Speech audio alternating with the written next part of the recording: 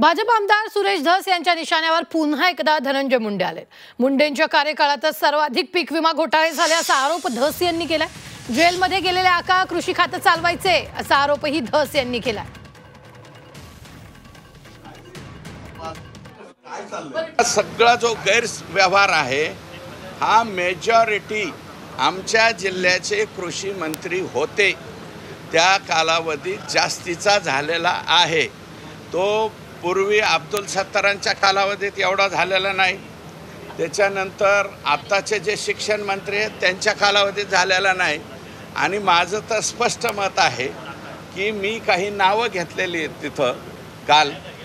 हे जे खातं जे आहे ते मुळात जेलमध्ये गेलेले आकाच चालवत होते, आमच्या जिल्ह्याचे कृषी मंत्री चालवत नव्हते।